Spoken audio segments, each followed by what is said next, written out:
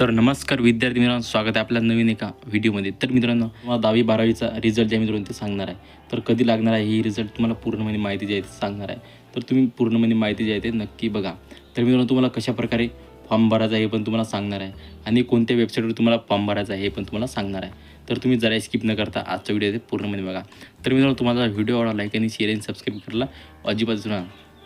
कारण की मित्रांनो, तुम्हाला अशाच प्रकारे नवनवीन व्हिडिओ दररोज मिळून जाईल. तर मित्रांनो, तुम्ही जर आपला टेलिग्रामच्या जॉईन असेल तर टेलिग्राम जॉईन करा.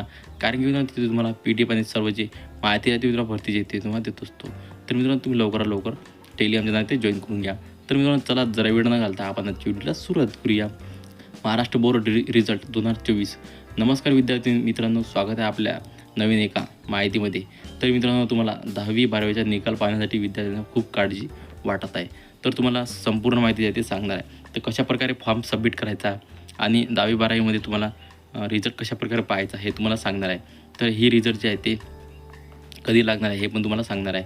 तर मित्रांनो, तुमच्याकडे जर रोल नंबर यांची नसेल तर तुमचे जे तुम्हाला पाहण्यासाठी येणार नाही, तर तुमच्या लवकरात लवकर तुमचा रोल नंबर जे आहे ते टाकून ठेवायचा आहे. महाराष्ट्र बोर्ड रिझल्ट SSC आणि HSC रिझल्ट डेट, तर तुम्हाला डेट जे आहे ते सांगणार आहे. महाराष्ट्र मध्य उच्च माध्यमिक शिक्षण मंडळ यांनी अशी घोषणा केली आहे की हे रिझल्ट जे आहे ते 1, 2, 3 तारखेला रिझल्ट जे आहे ते तुमचा जाहीर होणार आहे. तर या जाहिरातीनुसार तुम्हाला सांगितलेलं आहे. तर तुम्हाला पूर्णपणे जाहिरात जी आहे ती पाहायची असेल तर तुम्हाला खाली एक वेबसाईटची लिंक दिली आहे. त्या वेबसाईटवर जाऊन तुम्ही सर्व जे जाहिरात आहे ते पाहू शकता.